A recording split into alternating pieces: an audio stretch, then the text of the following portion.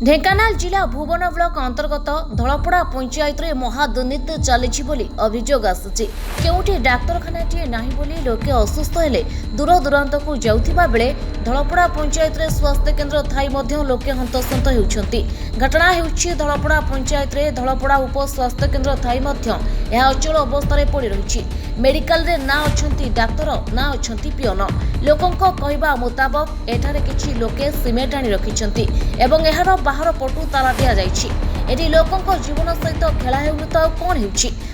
गोटे आज की डाक्तर तो नहांती 5 वर्ष लगे बेसी हम किंतु कंट्राक्टर रखी सीमेंट सी गोदाम घर से कर से गोदाम केमी कौन सी जानती दिन पे खोला होनी नीलिशा को आम सरपंच बोली देखिनु जहाँ देखी भोट बेलू आ जहाँ करती रमा बाबू कर आम तो केवल खाली देखु साइन बोर्डटे मराही कौन स्वास्थ्य केन्द्र बोली लिखाई कि आम तो केवल दिन देखिलु गोटा खोलार दीर्घ वर्ष आए जड़े बोले आम खाली शुणुचु ये पोस्टिंग होता 20-25 वर्ष लेखा ना प्राय सी भी जड़े मनुष्य अच्छा जानते सी कुंडारे रोचे से दिन भी आसती नहीं कि कौन सेवा पाइबार ना ए विषय आप जन बहुत बार आम सरपंच जो मैंने आसुँच जनाऊँ वीडियो को जनाऊँ उपरस्थ कर्मचारी मठगड़ा जो स्वास्थ्य केन्द्र अधिकारी भी जनईलु फलप्रद किसी ना तेणु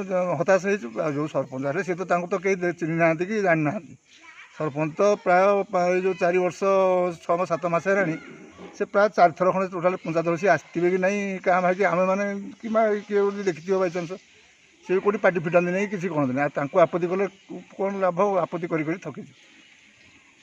आहुरी मध्य एक अभियोग लोकलोचन को आसिछि जे धलपड़ा पंचायत ऑफिस पछपटर किछि दूर रे एक केनाल निर्माण करा जाउछि जहाँकि 8-9 मास हेब अर्ध निर्मित होई पड़ी रहिछि जहाँकि लोकंकर कोनोसी कार्य रे आसु नाही किंतु सूचना फलक न मारी बिल उठाइबार प्रयास चलिछि। यह 2 सप्ताहर बिल को उठाइबारे सफलता पाइछंती जहाँकि लोकंक कहबा मुताबक एही केनालटी जेसीबी सहायता रे खोला जाइछि।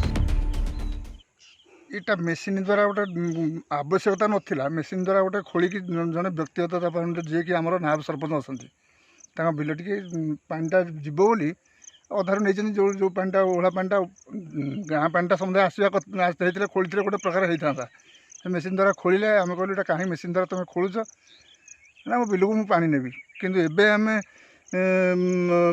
जानलु जे कौन ना पंचायत जेहेतु नायब सरपंच सरपंच मसुदार चली से बिल लक्षाधिक टଙ୍କା बिल करी नेबे बोली आम जहाँफल कि मुझे पंचायत एक्जिक्यूटिव ऑफिसर जीआरसी को पचारि ना आम 2 सप्ताह है बिल कि कौन कहले कमी बिल कि तुम यहाँ कर गाँव समूह उपहार तुम कर किसी ना मेसीन द्वारा पुणी तो जब कार्ड धारी मैंने बसुँच तुम निजे निजे सरपंच केवल खाली ठिकादारी करने नायब सरपंच ता बापा ता भाई समस्ते कौन आक्रमण कले सीधा कहले हेमिति कथबार्ता कले घर पशि बाडेबू ये करूँ एमती प्रकार कले जहाँफल कि आम नीरव अच्छु आ सरपंच सहजे देखा मिलूनी अभियोग कले भी से कौन सी भी अच्छा आम जानलु कितु खाली जीआरसी को पचारि जेटा बिल ना 2 सप्ताह बिल होगी बिल हम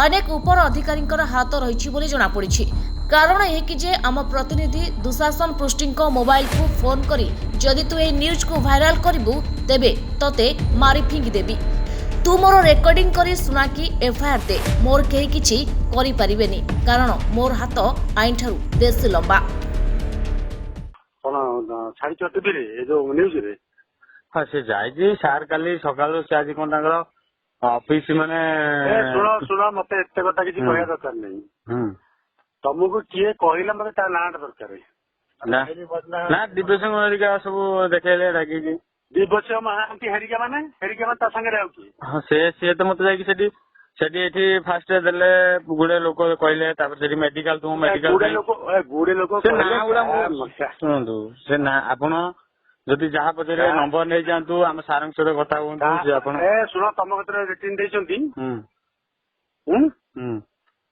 रिटर्न देइछंती हाँ दिया बैठ अच्छी मु जाऊँ तुम कति तुम कौट अच्छ मत कह मुझे मत दब ना बैठ आपको दे पारे आम सार मना कर सार सहित कथा हूँ विजुआल आम दे पारे ଆରେ ଶୁଣୁ ମୁଁ ଭଲରେ କଥା ହଉଛି, ଭଲରେ ମୋ କଥା ଶୁଣୁ ହେଲା। ମତେ ଅଧିକା ହେଲା। ତୁ ଯେତେବେଳେ ଟିକେ ଆସିକି ଫଟୋ ଉଠେଇଲୁ, କିଏ କାମ କରୁଛି ତାକୁ ପଚାରିଛୁ? ନାଇଁ ସେଇଟା ପାଇଁ ସେ କହିଲେ ନ୍ୟାୟ ସରପଞ୍ଚ କରୁଛି। ଶୁଣୁ ଧଳାପଡ଼ାରେ ପଶିଲା ବେଳକୁ ତ ଥିଲା ଥିଲା ହେଲା, ରେକର୍ଡିଂ କରିକି ଶୁଣା କାହାକୁ, କୋଉ ଥାନାରେ ଦେ କୋଉଠି ଦେ। ତ ମୁଁ ଏତେ କଥା କହିଲି, ମୋ କଥା ମୁଁ କହିଛି ଯେ ଆରେ ମୁଁ କରୁଛି, ମତେ ଆগে ପଚାରିଥାନ୍ତୁ କଣ ଭୁଲ ହେଇଛି। କଣ ତୁ କି ସାମ୍ବାଦିକ ତୁ? ସମ୍ବାଦ ପରିବେଷଣ କରି ଜାଣିଛୁ? ଆସେ ତତେ ସମ୍ବାଦ ଦେବି ପରିବେଷଣ କରିବୁ। ଆସେ ଏଠି ପଞ୍ଚାୟତ ଅଫିସ ଆସିବୁ, ଏଠି ବସିବୁ, 50 ଜଣ ଲୋକ ବସି ସମ୍ବାଦ ପରିବେଷଣ କରିବୁ। ଚିହ୍ନିଛୁ ମତେ କିଏ? ମୁଁ ଯାଉଛି, ତମ କୋଉଠି ଅଛ ମୁଁ ଯାଉଛି, ମତେ ସବୁ ରିପୋର୍ଟ ଦିଅ। ଆପଣଙ୍କୁ ରିପୋର୍ଟ ଦେଇପାରିବିନି, ଆପଣ ଯାହା କରନ୍ତୁ, ସାର୍ଙ୍କୁ ଆପଣ ସାର୍ଙ୍କ ସହିତ ନମ୍ବର ଦେଇ ଦଉଛି। କୋଉ ସାର୍ ମୋ କହିବା କଥା, ମତେ ଯିଏ କମ୍ପ୍ଲେନ ଦେଇଛନ୍ତି ତୁ ଆସିବୁ, ମୁଁ ରିପୋର୍ଟ ଦେବି, ତୁ ବାଇକ୍ ନେବୁ ମୋଠୁ ପରିବେଷଣ କରିବୁ।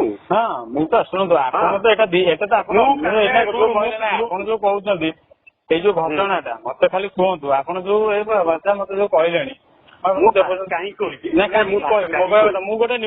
ଗୋଟେ ରିପୋର୍ଟର, ମୋ କାମ ହଉଛି କୋଉ ନ୍ୟୁଜ କମ୍ପାନୀର ରିପୋର୍ଟର ମତେ କହିଲି? Janani Odisha reporter Dhenkanal bureau head. ଆପଣ ଦେଖନ୍ତୁ, ଢେଙ୍କାନାଳ ବ୍ୟୁରୋ ହେଇଛୁ। ହଁ ସେଠୁ ଆପଣ ଦେଖନ୍ତୁ ଆଇଡି କାର୍ଡ ମୋ ଶୁଣୁ, ତୋ ଘର ପାଖରେ ମଦ ବିକ୍ରି ହଉଛି, ତୋ ବାହାର କରୁନୁ। ବାହାର କରିଥିଲି। ବାହାର କରିଥିଲୁ ମାନେ ଆଇଲୁ ନା ନାଇଁ? ବାହାର କରିଛି, ତାପରେ ବି ସେ ଥାନାକୁ ଯାଇଛନ୍ତି, ଆରେଷ୍ଟ ହେଇଛନ୍ତି, ଆସିଛନ୍ତି। ଆରେଷ୍ଟ ଦେଖୁଛୁ କିରେ?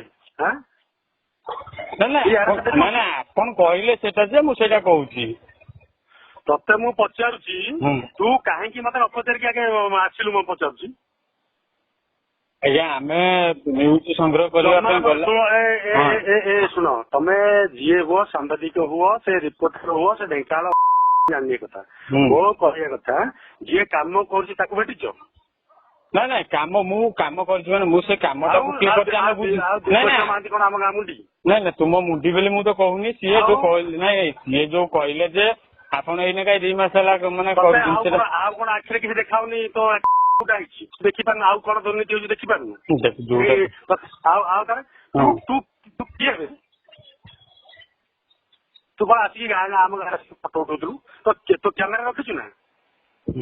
ରେକର୍ଡିଂ ସବୁ କର, ମୋ ନାଁରେ କମ୍ପ୍ଲେନ ଦବୁ। ତୁ ଦେଖିବି, ମୁଁ ଦେଖିବି ତୁ କୁଆଡେ ଯିବୁ ହେଲା। ତୁ କେତେ ସିଧାରେ ଅଛୁ ମୁଁ ଦେଖିବି।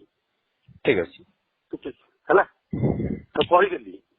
ଫାର୍ଷ୍ଟ ୱାର୍ଣ୍ଣିଂ ଦେଲି, ସେକେଣ୍ଡ ୱାର୍ଣ୍ଣିଂ ଦେବିନି। ଠିକ ଅଛି। ଢେଙ୍କାନାଳରୁ ଦୁଶାସନ ପୃଷ୍ଟିଙ୍କ ରିପୋର୍ଟ, ଜନନୀ ଓଡ଼ିଶା।